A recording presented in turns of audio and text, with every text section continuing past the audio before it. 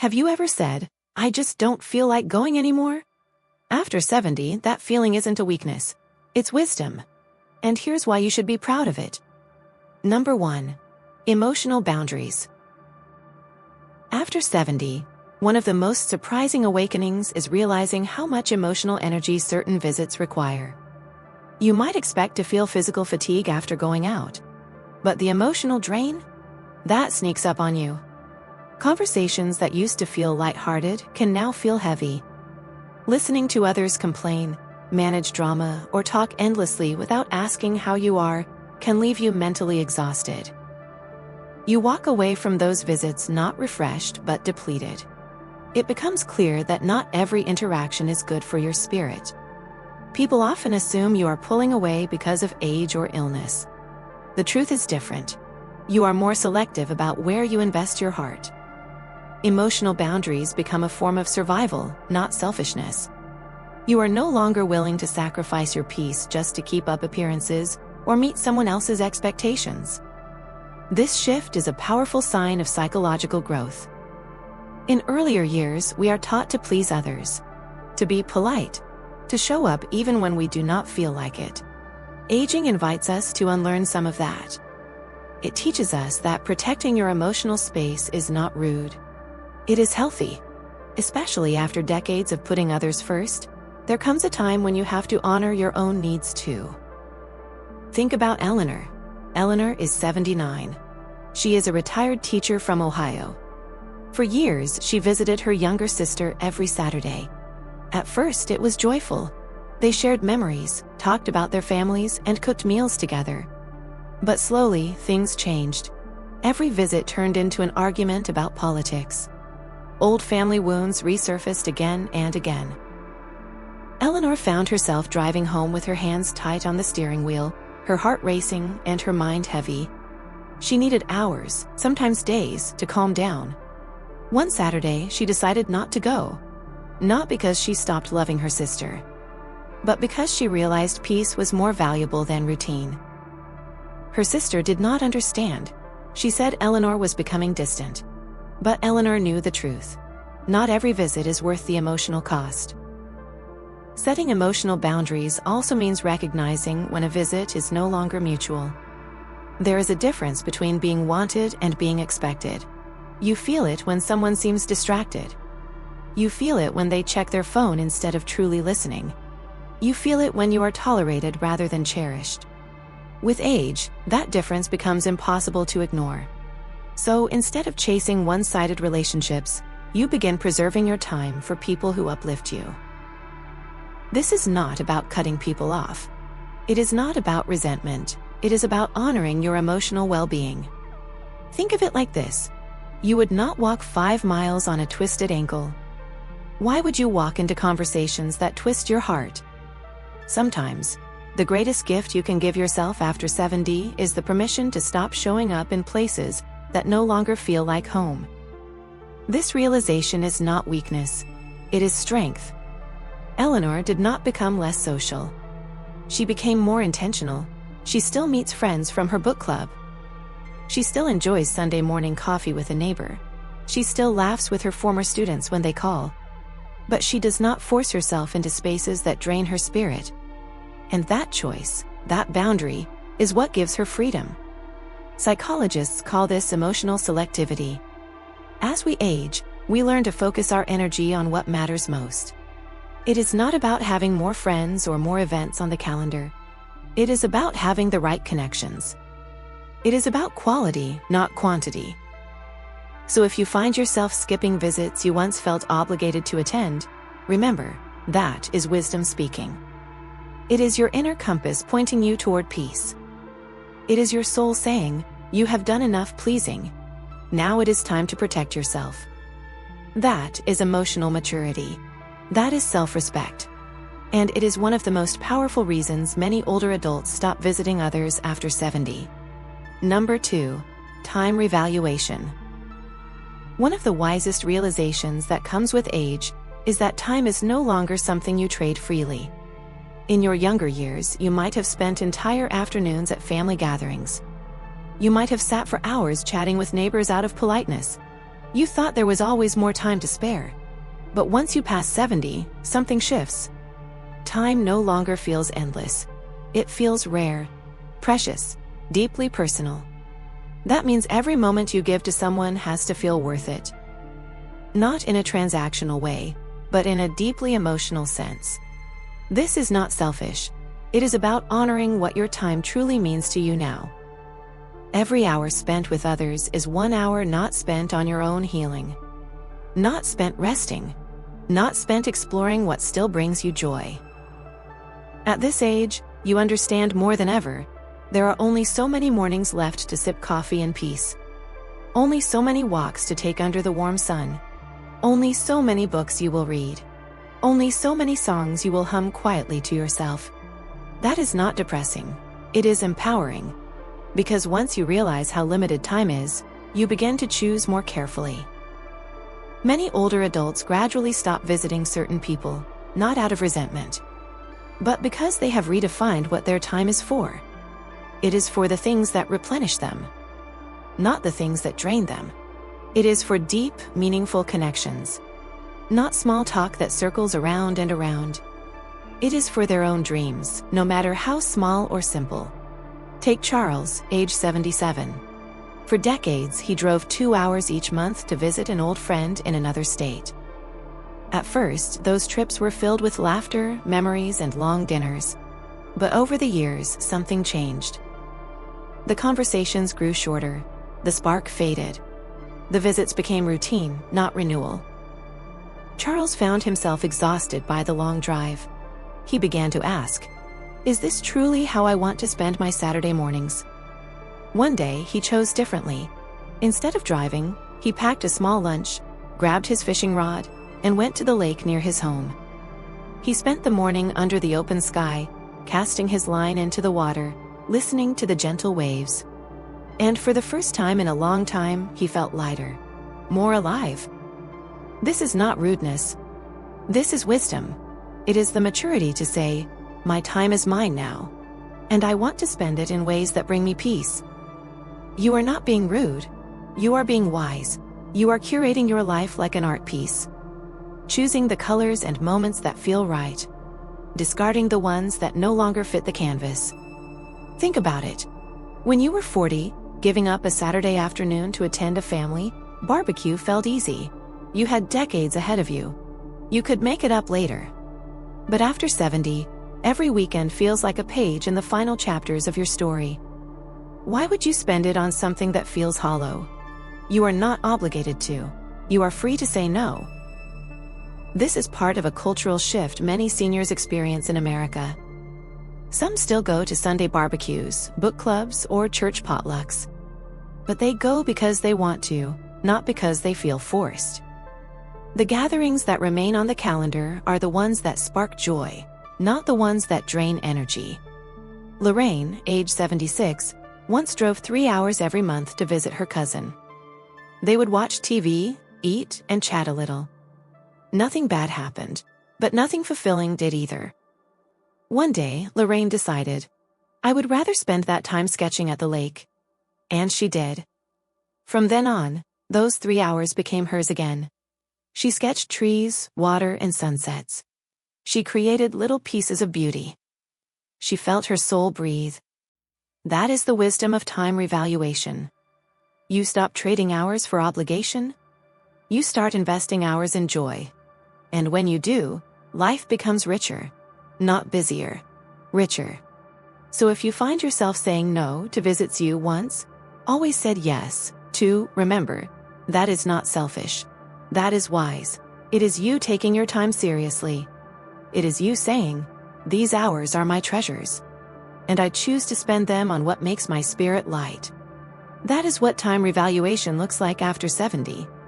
And it is one of the most powerful reasons many older adults stop visiting others after 70. Number 3, emotional drain. One of the biggest reasons many older adults stop visiting others after 70 is because the emotional cost simply becomes too high. This is not about being antisocial. It is about being emotionally honest. When you were younger, you might have tolerated small talk. You might have nodded politely through gossip. You might have smiled through subtle power games people like to play. But after 70, that tolerance fades. Not because you are bitter, but because you are wiser. Your soul no longer has space for conversations that feel empty. Many seniors notice this quietly. They leave a visit and realize they feel more drained than refreshed. It is not that anything dramatic happened. Often, it is the opposite. The emptiness is what exhausts you. You listen to chatter that does not matter. You nod at stories you have already heard 10 times. You smile at comments that skim the surface but never touch the heart. And when you go home, you do not feel uplifted. You feel depleted. This kind of emotional fatigue is often misunderstood. People may whisper that you are distant, that you are losing your spark. But the truth is simple. You have outgrown the need to perform. You have outgrown the need to explain every silence. You have spent decades showing up, smiling politely, and doing what was expected. Now, you are finally choosing to prioritize your peace. Psychologists call this emotional selectivity theory. As people age, they become more selective about who they spend time with. They focus on relationships that are emotionally meaningful. They cut away interactions that feel obligatory, transactional, or empty. It is not about isolation. It is about elevation. It is about valuing depth over frequency. It is about realizing solitude can be more nourishing than shallow connection. Take Margaret, age 73. For years, she attended a weekly card game at her cousin's house. At first, it was fun. She laughed, she played, she shared snacks. But slowly, she realized the game was no longer about connection. It was about gossip. It was about who won and who lost. She left those evenings feeling invisible. No one asked how she was. No one listened when she tried to speak. So one day, Margaret stopped going. Not out of anger, but out of self-respect. Now, she spends that time differently. Some evenings she tends her garden. Some evenings she reads on her porch, the scent of lavender drifting in the air. Some evenings she calls one trusted friend who truly listens. And she has never felt more emotionally grounded. If you have ever walked away from a visit feeling drained, not just tired but stripped, you know this truth. It is your inner wisdom speaking. It is telling you that you no longer have to give pieces of yourself to people who do not value them. Once you hear that message, you cannot unhear it. This is not selfish, it is survival. It is the wisdom of age saying, your energy is sacred. Do not waste it on emptiness. In American culture, this often shows up in subtle ways. Seniors stop attending weekly potlucks where the conversation never moves past weather and television. They decline invitations to big reunions where they know they will sit quietly in the corner, unseen. Instead, they choose smaller circles. They choose one neighbor who really listens. They choose one church friend who prays with them. They choose the silence of their own home, where they can breathe deeply and feel whole. So if you find yourself stepping back from gatherings, do not mistake it for weakness. It is not distance, it is discernment. It is the quiet wisdom of your heart saying, enough pretending. I choose peace now. And that is one of the most powerful reasons many older adults stop visiting others after 70. Number 4. Physical energy. No one really warns you about this part of life. After 70, even the simplest outing can feel like a full-day mission. It does not mean you are weak. It means your body has a new rhythm. And learning to respect that rhythm is a form of wisdom. Think about it. A short trip to visit a friend might begin with good intentions. You get dressed. You pick out a small gift or dessert. You drive across town. You chat for a couple of hours. But by the time you get home, it feels like you have climbed a mountain. The fatigue is not just physical. It seeps into your bones, into your mind, into the rest of your day. This shift in stamina is not failure. It is the body's way of saying, honor me. After 70, your energy is no longer endless. It is limited, precious, and personal. You begin to notice how much a simple outing costs you. A 2-hour visit may require the rest of the day, or longer, to recover. And when others do not see that cost, they may misunderstand your absence. They might say, "You never come around anymore."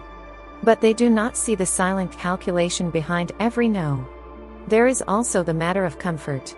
Hard chairs that never bothered you at 40 now leave your back aching. Loud conversations leave you drained. Long staircases look more like mountains than steps. These details might seem small to others. But to you, they are everything. Because now you see clearly, your energy is valuable, and you cannot spend it recklessly. This is not laziness. It is something psychologists call embodied wisdom. Your body carries its own intelligence. It knows when enough is enough. It signals when your energy has value and must be protected. Honoring that wisdom is not weakness. It is strength.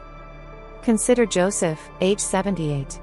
For years, he attended a weekly breakfast club at a diner with old coworkers.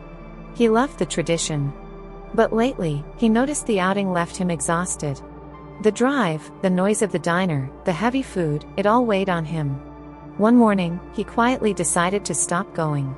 Instead, he started making a simple breakfast at home: oatmeal, fruit, and hot coffee. Then he called one close friend to chat for 15 minutes. He told me, "I may have fewer gatherings, but I enjoy them more. I feel better in my body, and I am not forcing myself to push through anymore." In American culture, this shift can feel like rebellion. People expect seniors to keep showing up to every barbecue, church meeting, or family reunion. They mistake fewer visits for disinterest. But what is really happening is deeper. It is self-respect in motion. You are learning to value your energy the same way you value your time. And here is the truth: every no you say to an exhausting visit is a yes to yourself. Yes to rest. Yes to comfort. Yes to protecting the little energy you have so you can spend it where it matters most. Barbara, age 76, said it perfectly after she skipped a neighborhood party. A friend asked her why. She smiled and said, "Because I miss me when I overdo it." That is not selfish. That is wise. So if you find yourself choosing rest over routine visits, remember this. It does not mean you care less. It means you have learned to listen. Your body speaks. Your energy speaks. And protecting that energy is one of the most powerful reasons many older adults stop visiting others after 70. Number 5, emotional economy. Something powerful happens when you reach your 70s. You begin to see your emotional energy the same way you see your bank account. Limited. Precious. Too valuable to waste. For decades, many of us spent emotions freely. We forgave too quickly. We tolerated rude comments. We smiled when we were hurting inside. We showed up to family dinners even when we were exhausted or overlooked. Why? Because we thought it was our role. To be agreeable. To keep the peace. To carry relationships no matter the cost. But after 70, clarity comes. You realize, not every relationship is worth the price. This is what I call emotional economy. It means you no longer invest in people or situations that drain you. You stop spending your feelings on arguments that go nowhere. You stop pouring your energy into people who never pour back. You stop apologizing for choosing peace over performance. It does not make you cold. In fact, it makes you warmer, because you finally save your best self for the people who matter. Let me tell you about Walter, 82. For years, he called his son every Sunday. But the calls always ended in tension. His son rushed him off the phone, never asked how he was, and often criticized his choices. One day, Walter stopped. He said, "This is not love. This is duty." Instead, he started spending Sunday afternoons with a neighbor who loved jazz and crossword puzzles. They laughed, they shared stories, and Walter left those visits feeling lighter. That is emotional economy in action. It is not about cutting everyone out. It is about curating. You choose to invest your limited emotional energy like a gardener choosing seeds. You plant where joy can grow. You pull the weeds where resentment chokes the roots. For younger people, this idea is hard to understand. They still feel like they have endless reserves. They rush from event to event, tolerate shallow friendships, and say yes to everything. But in your 70s, you know better. Negative energy lingers longer. Stress takes more from you. And your emotional battery takes longer to recharge. So you protect it. Without guilt. Without apology. This is freedom. You no longer have to attend every argument you are invited to. You no longer have to chase love or prove your worth. You know who you are. You know what you deserve. And you know that peace is more important than popularity. Consider Ruth, age 77. She used to host every holiday for her extended family. 30 people in her house, chaos in every room. But afterward, she would collapse for days, physically drained, emotionally spent. Last year, she told her family, "I love you, but I cannot do this anymore." Now she celebrates the holidays quietly with her daughter and 2 grandsons. They cook a small meal, share stories, and sing carols by the fireplace. She said, "It feels like I finally get to enjoy the day instead of just surviving it." That is the beauty of emotional economy. Psychologists call this selective investment. You stop pouring into every cup. You stop trying to keep every plate spinning. You focus on the relationships that give back, that uplift, that remind you of your value. The rest, you let go. And here is the most liberating part. When you stop giving energy to chaos, you rediscover yourself. The hobbies you once loved. The quiet mornings you once longed for. The inner peace that was buried under years of obligation. In that stillness, you do not feel lonely. You feel whole. So if you find yourself walking away from people who drain you, remember this. It is not selfish. It is survival. It is wisdom. Emotional economy is not about giving less love. It is about giving love where it counts. Number 6, self-respect awakening. There comes a point after 70 when something shifts inside you. The need to be liked fades. The fear of disappointing others dissolves. And what rises in its place is something far stronger, self-respect. This awakening does not come loudly. It comes quietly, often after one too many moments of being overlooked, dismissed, or misunderstood. But once it arrives, it changes how you live every single day. When you were younger, kindness often looked like compliance. You said yes when you wanted to say no. You bent over backwards to please others. You shrank your needs so others could feel bigger. But after 70, the cost of betraying yourself finally feels heavier than the cost of disappointing someone else. This is the self-respect awakening. You begin choosing differently. You decline invitations that feel like obligations. You stop entertaining people who treat you like a backup plan. You walk away from conversations that drain your spirit. You realize something simple but powerful: peace matters more than popularity. Let me tell you about Marilyn, 76. For decades, she was the reliable one. The babysitter, the holiday host, the family organizer. Everyone counted on her. But she paid the price with her health. Stress. Fatigue. Quiet resentment. One day, she said enough. When her daughter asked her to host yet another holiday dinner, Marilyn smiled and replied, "For once, I am counting on me." That small choice reshaped her family dynamic. They learned to respect her space. She learned to honor her own needs. That is the quiet power of self-respect. It is not about shutting people out. It is about teaching people how to treat you, by showing them how you treat yourself. When you stop begging for scraps of attention, others either rise to meet you or fall away. Either way, you win. Because you are no longer depending on someone else to define your worth. You are standing in it. This awakening carries a visible strength. You see it in the way elders hold eye contact. You hear it in their calm, steady voices. You feel it in their quiet refusal to settle. It is not arrogance. It is earned dignity. The dignity that comes from decades of struggle, survival, and finally, clarity. Self-respect becomes your compass. It guides your decisions. It shapes your boundaries. It protects your peace.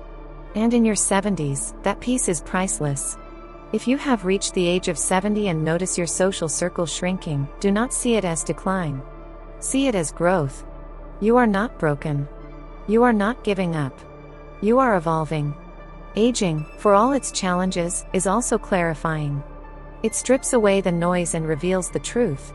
Not every relationship is meant to last forever. Not every invitation deserves a yes. And not every version of you is meant to stay the same.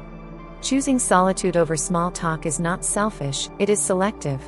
Choosing rest over obligation is not laziness, it is wisdom. Choosing dignity over drama is not cold, it is maturity. If mornings with coffee and silence bring you more joy than crowded gatherings, honor that. If you prefer meaningful talks with one trusted friend over noisy family reunions, honor that. If you spend your limited energy on painting, reading, or walking instead of forcing another draining visit, honor that too. Because these choices are not signs of isolation. They are signs of wisdom. You have earned the right to guard your peace. You have earned the right to protect your energy. You have earned the wisdom to know that stepping back is not giving up, it is growing up gracefully. So let me ask you this, which of these reasons spoke to you the most? Was it emotional boundaries? Time revaluation? Emotional economy? Or maybe the quiet self-respect awakening that changes everything? Take a moment and reflect. Because knowing why you pull back is the first step to embracing it without guilt. Here is the truth, not everyone will understand your choices. And that is okay. Not everyone is meant to walk with you into your wisest season. The people who matter will honor your journey. The rest will fall away. Thank you for joining us today on Senior Wisdom. If you found value in this video, please like, subscribe, and share. And tell us in the comments, what is one boundary you have set after 70 that gave you more peace? Your words might inspire someone else to protect their own peace too. Stay strong. Stay wise. And most importantly, stay true to yourself.